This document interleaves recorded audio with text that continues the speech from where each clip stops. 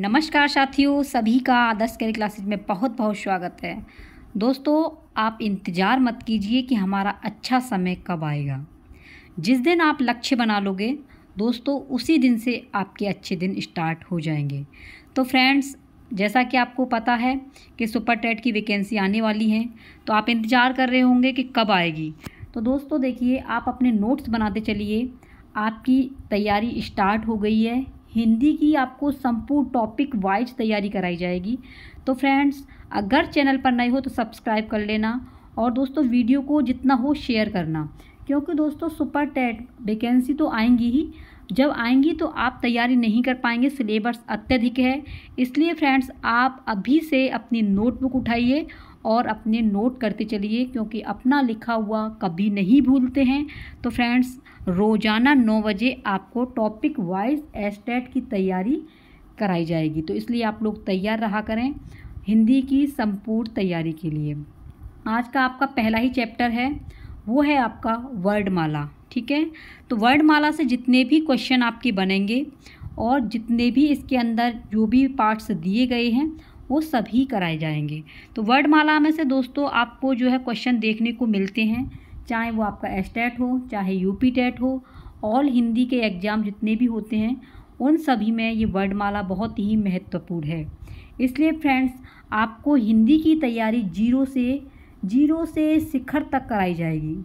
इसलिए फ्रेंड्स, आप लोग रोज़ाना तैयार रहा करें और संपूर्ण हिंदी इसी के अंदर से आएगी। आपको पता है 10 नंबर की हिंदी आती है, तो दोस्तों आप 20 नंबर की हिंदी है आपकी, 10 नंबर की संस्कृत है और 10 नंबर की ही इंग्लिश है। इसलिए फ्रेंड्स, आप अपने 20 नंबर की तैयारी को करते चलिए।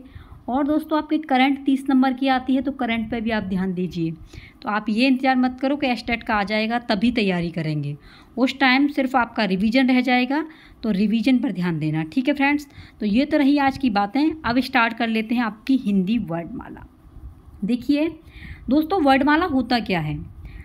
वर्णों के व्यवस्थित समूह को वर्णमाला कहते हैं। क्वेश्चन आ जाता है कि वर्णमाला किसे कहते हैं, व्यवस्थित समूह को, या आपके स्थिर समूह को, या आपका विशाल समूह को। उसमें आपको ऑप्शन देखने को मिलेंगे। तो वर्णमाला कहते हैं, व्यवस्थित समूह को वर्णमाला कहते हैं। ठीक है, हिंदी वर्णमाला में कुल कितने वर्ड हैं? तो दोस्तों हिंदी वर्णमाला की बात करें तो हिंदी वर्णमाला में कुल आपके वर्डों की संख्या 52 है। कितनी है? 52 है। दोस्तों आपको बोर नहीं होना है, बहुत ही मज़ेदार क्लास है, आपको एक्टिव रहना है। ऊर्जा के साथ में आपको पूरी वीडियो देखनी है और अच्छी लगे तो शेयर ज़रूर करना। ठीक है फ्रेंड्स, हिंदी वर्णमाला में कुल आपके जो है वर्डों की संख्या होती है 52। तो ये दो हैं आपके वर्ड, 2 भागों में बटे हुए हैं।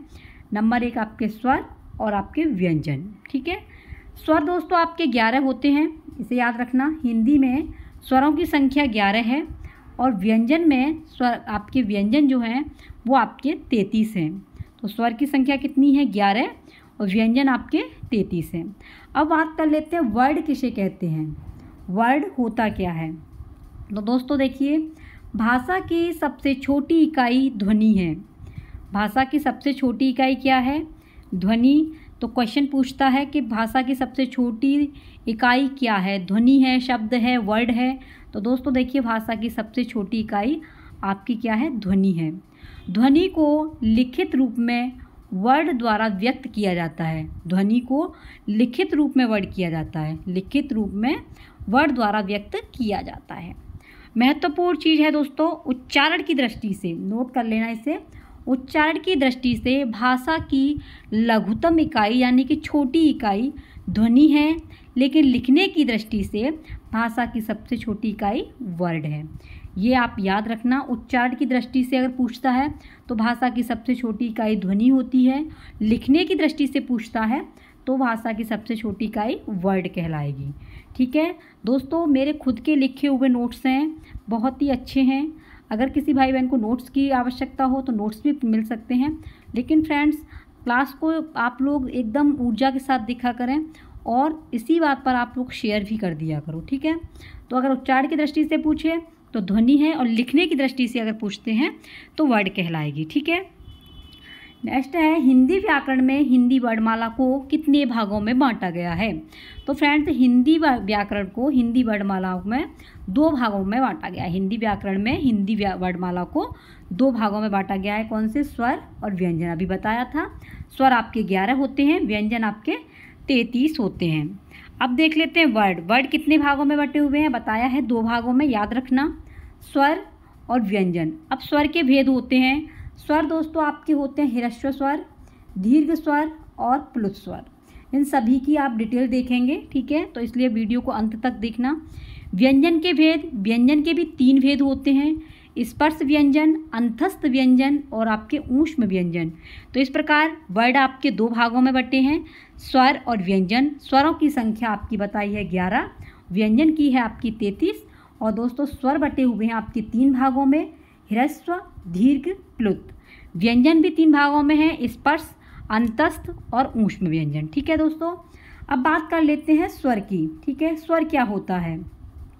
देखिए फ्रेंड्स, इसमें ह्रस्व स्वर क्या है। ह्रस्व स्वर वह है जिसमें कम समय लगता है, दीर्घ स्वर वह है जिसमें अधिक स्वर लगता है, और प्लुत स्वर वह कहलाता है जिसमें तिगुना समय लगता है। ठीक है, इस बात को आप याद रखना, आपको डिटेल मिलेगी, आप इसको देखना पूरा। स्पर्श व्यंजनों की संख्या दोस्तों 25 है, ये भी आपको बताया जाएगा।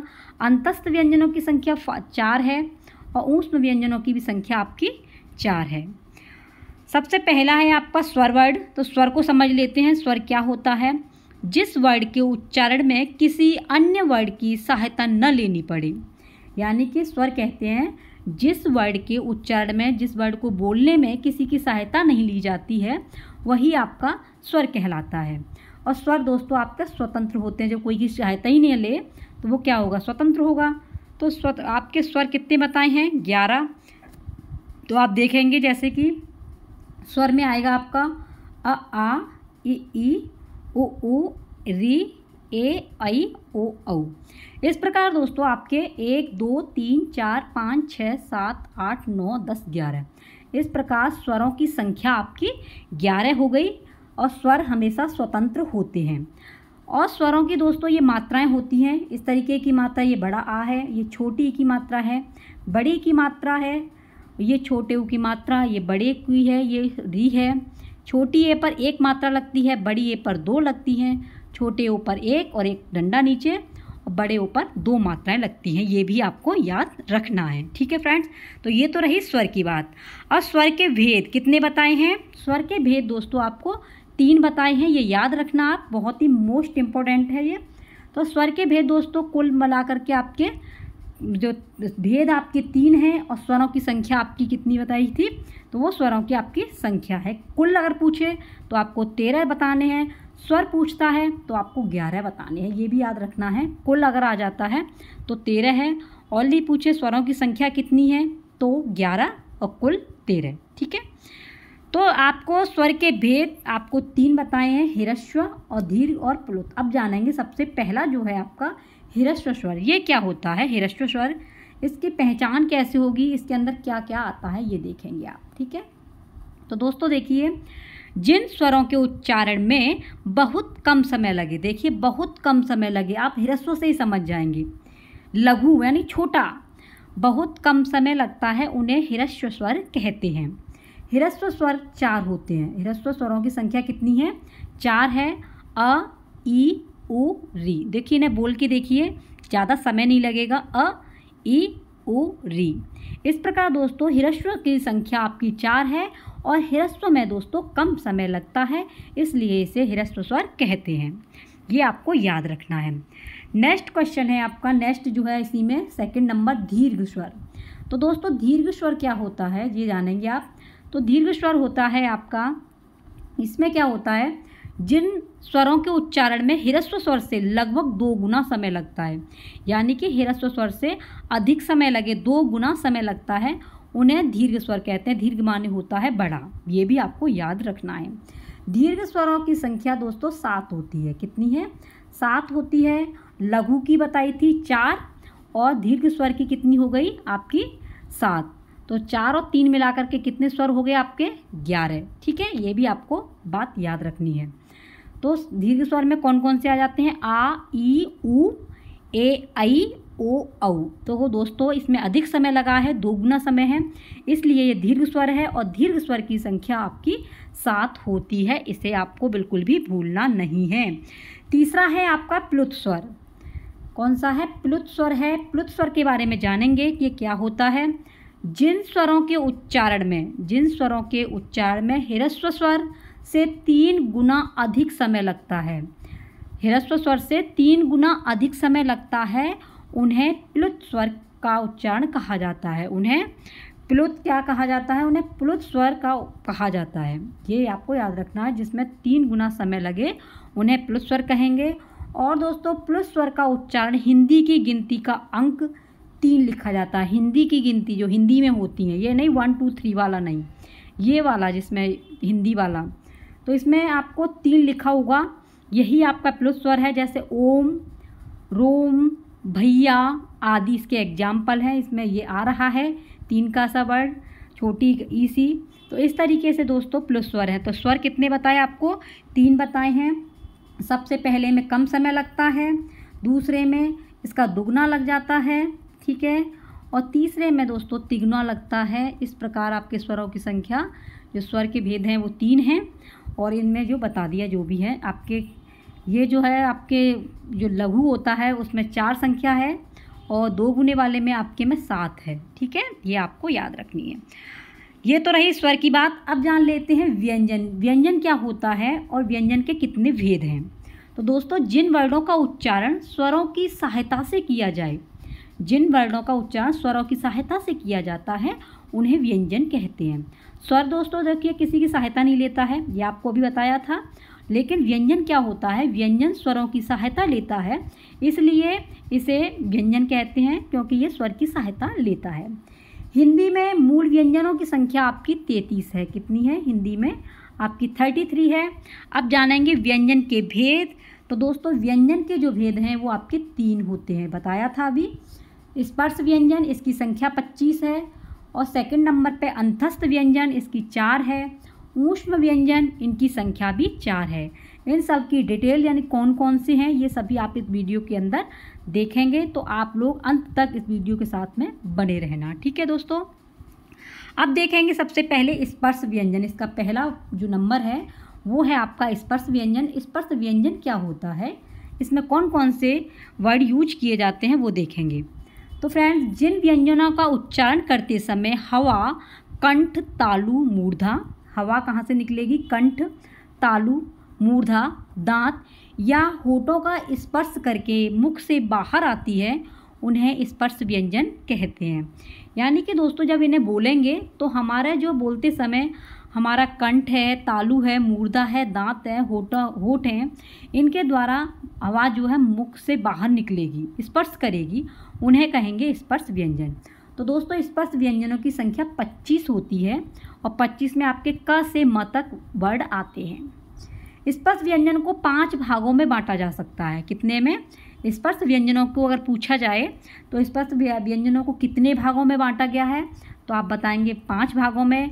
स्पर्श व्यंजनों की संख्या कितनी है, तो आपको 25 बतानी होगी। दोनों प्रश्नों में अंतर है। अगर स्पर्श व्यंजन की संख्या पूछता है तो 25 बताएंगे, अगर स्पर्श व्यंजनों के भाग पूछेगा तो दोस्तों आपको 5 भाग बताने हैं, ठीक है। अब इसमें पहला भाग है आपका क वर्ग। क वर्ग में क्या आता है? क, ख, ग, यानी क से स्टार्ट करेंगे और जहाँ तक अनुनासिक ना आ जाए वहाँ तक आपको इसको याद रखना है। 5 वर्ड होते हैं, क, ख, ग, घ, अना। इनका उच्चारण स्थान दोस्तों कंठ होता है। कंठ यानी कि गले से बोला जाता है। आप बोल के देखिए, क, ख, ग, घ, अना। कंठ से आवाज़ आएगी। जब आप खुद बोलेंगे, 1-2 बार प्रैक्टिस करेंगे तो आपको तुरंत याद हो जाएंगे। नेक्स्ट है आपका च। च का मतलब होता है तालु। यानी कि दोस्तों हमारी जो जिब्या है, जीभ, वो तालु का स्पर्श करती है। जो ऊपर हमारा तालु होता है उसका स्पर्श करती है। देखिए च, छ, ज, झ, अना। तो ये आपका किससे स्पर्श की? तालु से। इनका उच्चारण स्थान क्या है? तालु। आप 1-2 बार बोलेंगे आपको याद हो जाएगा। नेक्स्ट है आपका ट वर्ग। ट दोस्तों क्या होता है कि इसमें जीभ हमारी मुड़ती है, हल्की सी मुड़ जाएगी। जैसे ट, ठ, ड, ड़, ण। अना। तो ये इसमें क्या है, इनका उच्चारण स्थान मूर्धा है और इसकी ट्रिक है कि इसमें जिह्वा जो हमारी जीभ है वो मुड़ जाती है। इसको आपको याद कर रखना है, भूलना नहीं है। तो ये इसका उच्चारण स्थान क्या है, मूर्धा ट वर्ग का। नेक्स्ट है आपका त वर्ग में क्या होता है दोस्तों कि इसमें हमारी जीभ दांतों का स्पर्श करती है। किसका, दांतों का करेगी। त थ द ध न, इनका उच्चारण स्थान दांत है यानी दंत है। क्या है, दंत है जो दांतों का इस्तेमाल, दांतों का स्पर्श करती है। नेक्स्ट है आपका प वर्ग। प में क्या होता है, इसमें हमारे होठ यानी होठों का इस्तेमाल होता है, जैसे प फ ब भ म। तो इनका उच्चारण स्थान आपका ओष्ठ है, ये आपको याद रखना है, ये होठों के द्वारा बोले जाते हैं। तो ये थे दोस्तों आपके स्पर्श व्यंजन। और ये जो हैं आपके 5, ये जो दिखाई दे रहे हैं, ये दोस्तों आपके पांचों क्या हैं, आपके अनुनासिक व्यंजन है। पंचमा अक्षर भी बोला जाता है, ये भी आपको याद रखना है। ये पांचों क्या हैं, आपके अनुनासिक या पंचमा अक्षर। 5 है इनकी संख्या, इसलिए इनको पंचमा अक्षर भी कहा जाता है। ठीक है फ्रेंड्स, आई होप दोस्तों कि आपको ये समझ में आ रही होगी। जिन भाई बहनों ने अभी तक लाइक नहीं किया है, शेयर नहीं किया है, सब्सक्राइब नहीं किया है, तो दोस्तों एकदम ऊर्जा के साथ में शेयर कर दीजिए। और फ्रेंड्स, बेल आइकन की घंटी को बजाना बिल्कुल मत भूलना, क्योंकि अगर आप इसे बजाते हो तो आपको नोटिफिकेशन जल्दी ही प्राप्त हो जाएंगे। ठीक है फ्रेंड्स, तो एक बार वीडियो को जितने भी भाई बहन देख रहे हैं शेयर ज़रूर कर देना। नेक्स्ट है फ्रेंड्स आपका अंतस्थ व्यंजन। अंतस्थ व्यंजनों के बारे में जानेंगे। अंतस्थ व्यंजन क्या होता है। अंतस्थ व्यंजन ये सेकंड नंबर है उसी का, आपका व्यंजन का। जिन व्यंजनों का उच्चारण स्वरों और व्यंजनों के बीच का होता है, जिन व्यंजनों का उच्चारण स्वरों और व्यंजनों के बीच का होता है, उन्हें दोस्तों अंतस्थ व्यंजन कहा जाता है। अंतस्थ व्यंजनों की संख्या 4 है। य र ल व, ये याद रखना होगा। आ जाते हैं कि य र ल व का क्या नाम है, तो अंतस्थ व्यंजन है। अंतस्थ व्यंजनों की संख्या क्या है, कितनी है, तो ये आपकी 4 है। ठीक है दोस्तों, नेक्स्ट है आपका ऊष्म व्यंजन। तीसरा नंबर क्या है, ऊष्म व्यंजन। ये क्या होता है, जिन व्यंजनों का उच्चारण करते समय हवा मुंह से टकराकर, जिन व्यंजनों का उच्चारण करते समय हवा मुंह में टकराकर ऊष्म यानी गर्मी पैदा करती है। जब इन्हें बोलेंगे तो हमारी ऊष्म एकदम गर्मी सी पैदा होगी, तो उन्हें ऊष्म व्यंजन कहा जाता है। और दोस्तों ऊष्म व्यंजनों की संख्या आपकी कितनी है, 4 है। कौन कौन सी है, श स ह। ठीक है, शा शलजम, शा से षटकोण और स से सपेरा ह, ये आपके ऊष्म व्यंजनों की संख्या है 4 और ये आपके ऊष्म व्यंजन हैं। अब जानेंगे फ्रेंड्स आपके अयोगवाह। अयोगवाह के भेद, ये क्या होता है अयोगवाह। तो अयोगवाह का अर्थ क्या है, अ के योग में जो अर्थ वहन करे यानी कि जो इसे सहन करे, अ के योग में जो अर्थ वहन करे वो आपका अयोगवाह कहलाता है। किसी स्वर के योग से जो सार्थक शब्द बनते हैं वे अयोगवाह होते हैं, यह आपको याद रखना है। अयोगवाह कितने होते हैं, तो दोस्तों अयोगवाह 2 होते हैं। अयोगवाह की कितनी संख्या होती है, 2। या अयोगवाह कितने भागों में बटे होते हैं, तो 2 में बटे होते हैं। कौन कौन से हैं, छोटी अंग और आपकी बड़ी अंग। इस पर छोटी अंग पर 1 बिंदी होगी और बड़ी पर आपके इस तरीके की 2 बिंदियां होती हैं। जिस तरीके से देखेंगे आपका जो है छोटी अंग वाला अयोगवाह, जैसे ये है आपका अंगार, प्रातः, अंधेरा, ये इसके एग्जाम्पल हैं। अंगार में क्या है आपका, ये अंगार, ये प्रातः, ये हो गया आपका इसका एग्जाम्पल। अंधेरा एक आपका ये चंद्रबिंदु भी होता है, ये भी आपको याद रखना होगा। अब देख लेते हैं अयोगवाह के भेद। तो दोस्तों अयोगवाह के 3 भेद होते हैं। कितने, 3 भेद हैं, अनुस्वार, विसर्ग और अनुनासिक। जो अभी आपने ऊपर देखा था इसी को डिटेल से बताया जा रहा है। ये एग्जाम्पल हैं ये वाले, इन्हीं को डिटेल से सब बता रही हूँ। अयोगवाह के भेद कितने हैं, 3 हैं।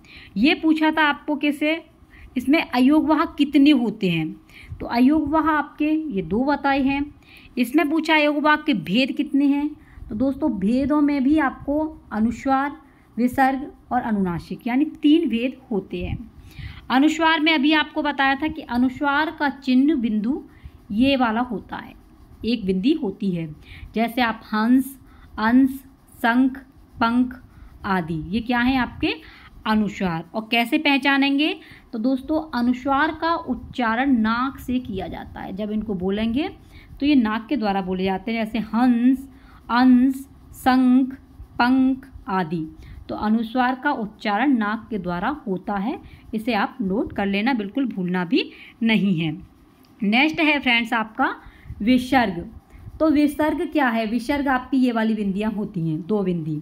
विसर्ग का चिन्ह ये है, प्रातः, नमः, अतः। जो पीछे बिंदियाँ 2 आती हैं ये इसके एग्जाम्पल हैं। विसर्ग उसी को बोलते हैं, जैसे प्रातः, नमः, अतः, इसको ह के रूप में बोला जाता है। विसर्ग को ह के रूप में बोला जाता है। जब साउंड होता है तो ह निकलेगा, प्रातः, नमः, अतः। तो ये आपका विसर्ग है।